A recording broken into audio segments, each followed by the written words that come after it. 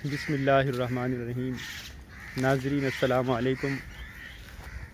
ناظرین، اردو زبان کا ایک مشہور شعر ہے، سن تو صحیح جہاں میں ہے تیرا فسانہ کیا، کہتی ہے تجھ کو خلق خدا غائبانہ کیا۔ یعنی جو لوگوں کی زبان پر ہے وہ خام خواہ نہیں ہوتا، بے مقصد نہیں ہوتا، اس کے پیچھے کوئی نہ کوئی کہانی ضرور ہوتی ہے۔ موجودہ حکومت جو تحریک عدم اعتماد کے نتیجے میں اقتدار میں آئی ہے، ان لوگوں کے بارے میں دنیا کیا سوچ رہی ہے، دنیا بھر کے سوچنے والے، بات کرنے والے میڈیا پرسنز، ان لوگوں کا کیا نقطہ نظر ہے، وہ حیران کن ہے۔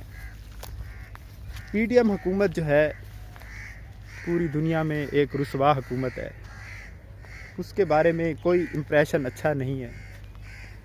اس سلسلے میں دو واقعات کی طرف آپ کا اشارہ کرنا چاہتا ہوں۔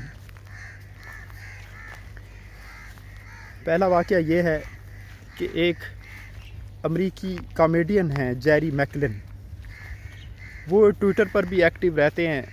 کچھ دن قبل انہوں نے ایک ٹویٹ کیا ہے ٹویٹر پر، اس میں وہ کہتے ہیں donate please, P M needs more houses in London, یعنی امداد دیجیے، پاکستان کے وزیر اعظم کو لندن میں مزید گھروں کی ضرورت ہے۔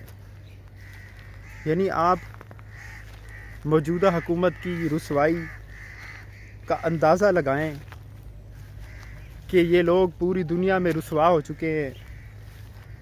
کامیڈین جو ہوتے ہیں وہ معاشرے کا دکھ بتانے والے ہوتے ہیں مزاح کے پردے میں،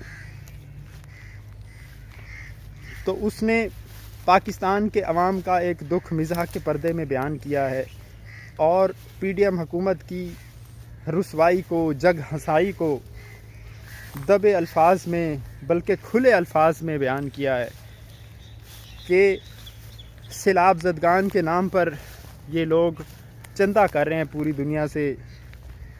دبئی سے بے تحاشا پروازیں آ چکی ہیں، چائنا سے، ترکی نے 2 ٹرینیں بھی بھیجی ہیں، معلوم نہیں وہ امداد کہاں جا رہی ہے۔ خیر، اس پر ہم بعد میں بات کریں گے۔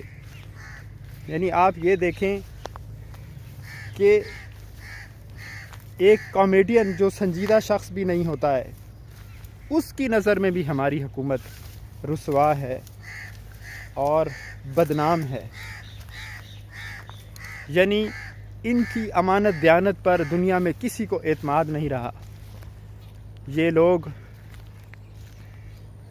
کرپشن کے لیے برسر اقتدار آئے ہیں، کرپشن ان کا مطبع نظر ہے۔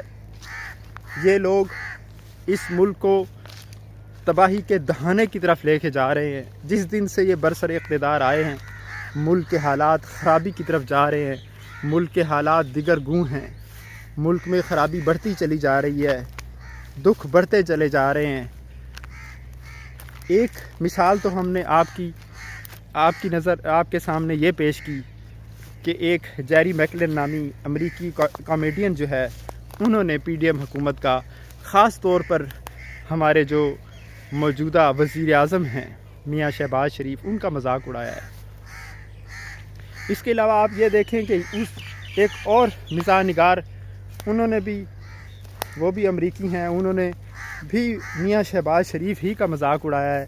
جب یہ صدر ولادیمیر پوٹن جو رشین صدر ہیں، ان سے ملنے کے لیے گئے تو انہوں نے جو الٹی سیدھی حرکات کی اور جو اعتماد کی کمی ان میں دیکھنے میں نظر آئی اور غائب دماغی ان میں دیکھنے میں نظر آئی، اور آخر میں وہ کہتا ہے کہ یہ شخص 220 ملین لوگوں کی قسمت کا مالک ہے، جس کو باڈی لینگویج پر، اپنی باڈی لینگویج پر کنٹرول نہیں ہے، جس کو ہاتھ پاؤں کی حرکات پر کنٹرول نہیں ہے، جس کو اپنے دماغ پر کنٹرول نہیں ہے، جو ایک ایئر فون سیٹ کرنے میں ناکام ہے، یہ 222 ملین لوگوں کی قسمت کا مالک بن چکا ہے۔ افسوس کا اظہار کیا ہے کامیڈین نے، مذاق بھی اڑایا ہے۔ میں نے پہلے بھی عرض کیا کہ مزاح جو ہوتا ہے وہ ہنسی کے پردے میں دکھوں کو اجاگر کرنے کا نام ہے۔ ناظرین، اب کیا کہا جا سکتا ہے کہ یہ لوگ ہماری قسمتوں کے مالک بن گئے ہیں۔ ان لوگوں نے اس ملک کو تباہ و برباد کر کے رکھ دیا ہے۔ پوری دنیا میں ہماری رسوائی اور جگ ہنسائی ہو رہی ہے۔ کاش کوئی ایسا دن آئے کہ پاکستان بھی دنیا کا عزت دار ملک بن جائے اور ایسے لوگوں سے، ایسے مخولیہ قسم کے مضحکہ خیز لوگوں سے ہماری جان چھوٹ جائے۔ ناظرین، آج تک کے لیے اتنا ہی۔